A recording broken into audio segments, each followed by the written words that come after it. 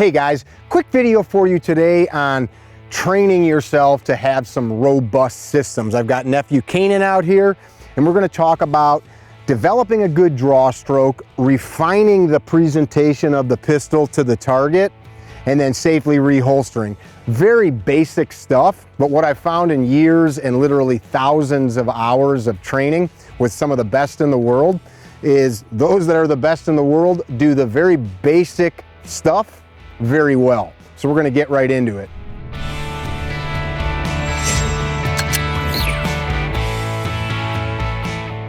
So basically what we're going to do with Canaan here today is work through the very basic fundamental movements with the pistol. So Canaan, you've got a loaded firearm on you? Unloaded. Unloaded, all right. So we've got a clear target zone. Everybody's got eyes and ears on. Go ahead and present your pistol to the target zone. Why don't you lock the slide to the rear? So what would you normally do right here? I would inspect the chamber, make sure it's empty. Why are you doing that? Just redundancies. So making sure that the gun is in the condition you want it in. So you're going to load it though. Yep. So grab a magazine, seat lock, tug. So that slide went forward, you press checked. Why'd you tap the slide? With the striker fire gun, a lot of times the slide will not always go forward, so I just want to make sure. So you want to make sure it's in battery all the way forward. Yep. All right, how would you holster? I would make sure that my finger is off the trigger, verbally say it, fingers off the trigger, and look it in. Why are you looking it in? Make sure there's nothing obstructing my holster. So like a shirt or some shit. Yep. Cool. So we want to build redundancy. So as that gun went back in, he said fingers off the trigger. He didn't just say it, he looked at it, and then he looked his gun into the holster. All right, so let's do this. We'll work the draw stroke, and we'll just look for one hit. After you get the hit, what should you do?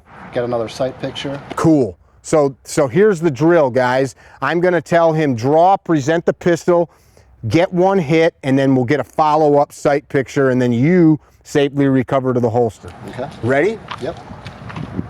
Up. Fingers straight, safe to holster. Had a good hit.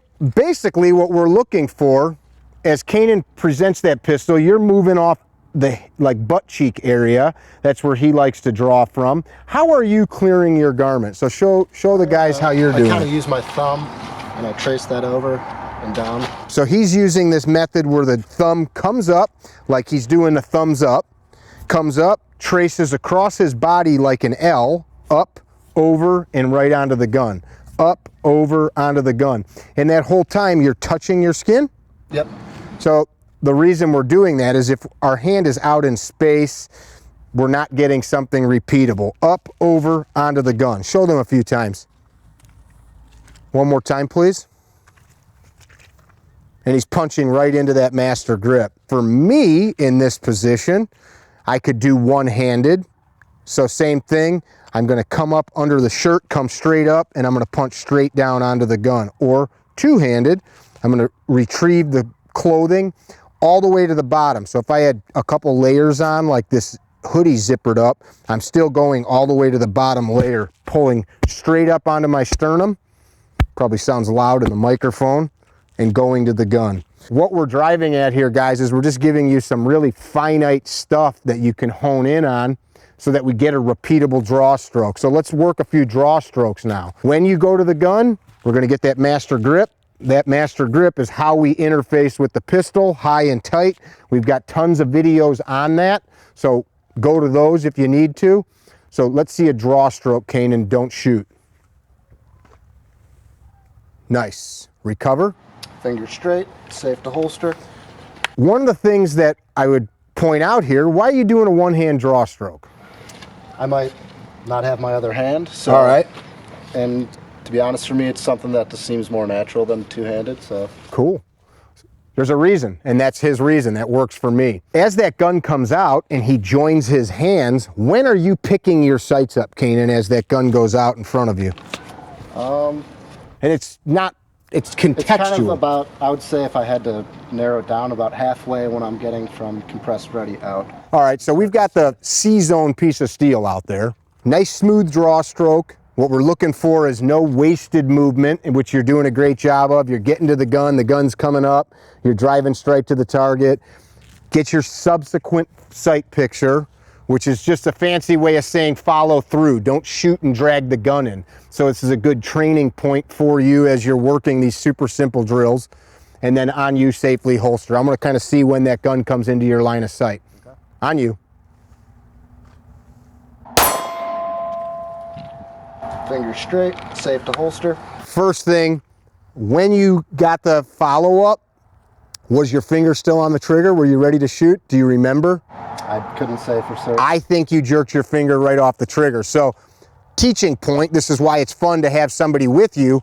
If we're following through, so I'm gonna shoot, gun comes out, I'm back on the sights ready to shoot, but am I ready to shoot if I drag my finger off the trigger? And that's how we learn, right? If we did everything perfect, we wouldn't need to train. So the gun comes out.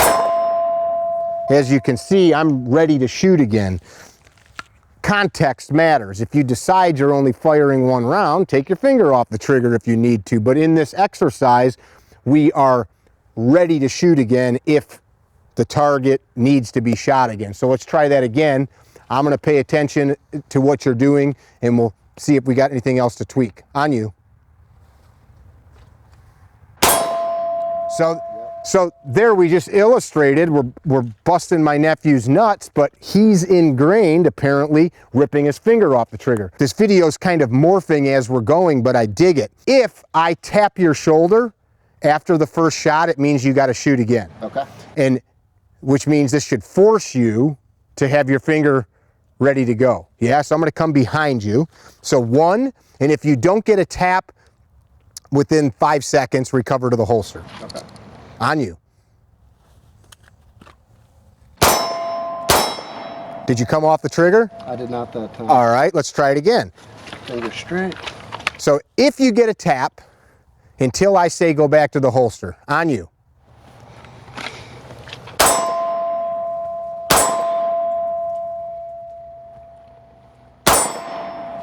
So until I say go back to the holster. All right? Got it. What's my thought process here, guys? It's just we're isolating a very small space of time with the presentation of the pistol. Hypothetical, there's a bad guy out there. You've trained yourself to draw, shoot, and rip your finger off the trigger, which we just saw my nephew's done that. I've done that. What happens when you're a kid and you learn to shoot a BB gun or the 22?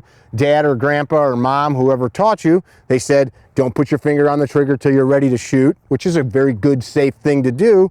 But contextually speaking, this is a little different. What we're training for is to be able to use these weapons to win in violence.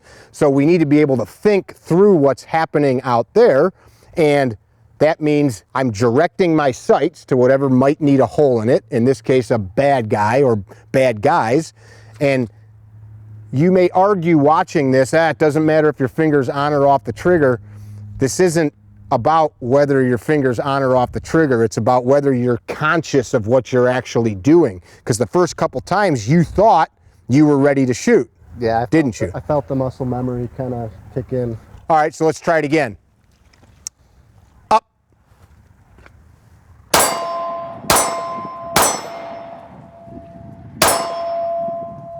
You recover on your own. You probably need a tack mag. Yep. All right, so draw strokes looking nice and smooth.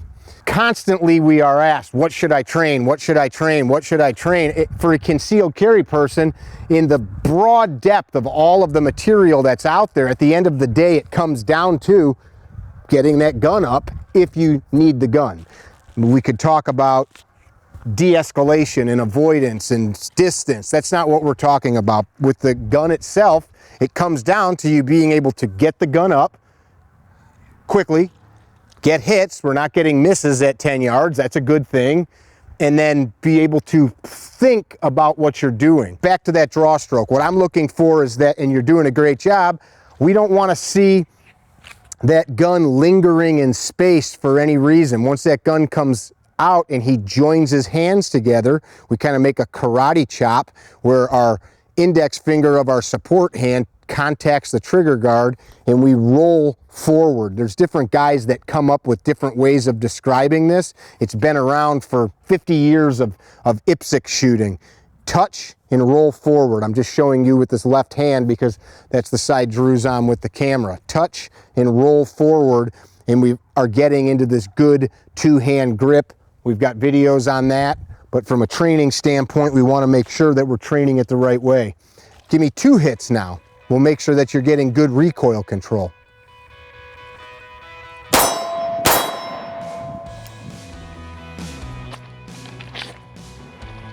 Up. 3. Let's try 3 again. Make sure we're getting final sight pictures. On you.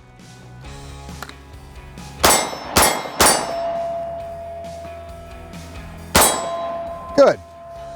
While he's tack magging, I gotta say, this is a great gift here from my friend Tyler, Reel the Film. Reel the Film is one of the guys that helps Drew with filming sometimes at the events. He was kind enough to have Ben make me this grip with our logo on it, which is super cool. This is Ben's Razorback, which is fantastic, nice and thick, fills up the meat of my hand with the little P365. Canaan's also got a Boresight Solutions modified SIG. Let's try it one more time. And as you go, just gonna keep looking for the details. On you, up.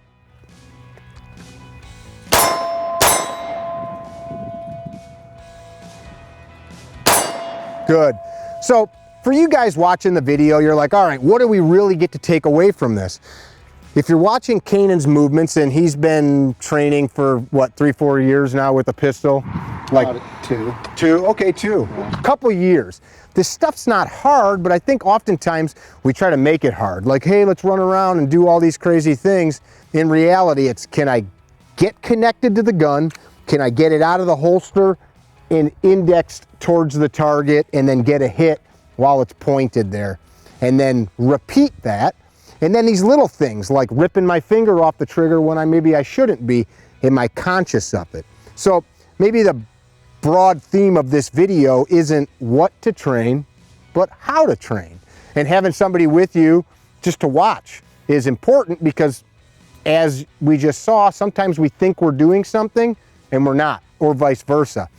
Years ago, before all the high-speed cameras were in place, a friend of mine, Les Kismartoni, Les Pepperoni on the internet, national level competitive shooter, both of us were certain that we were drawing a certain way, and then we got access to some fast cameras to look at the stuff in slow motion, and we found out neither of us were doing what we thought we were doing once it got slowed down. We're like, well, I guess we're needing to train differently.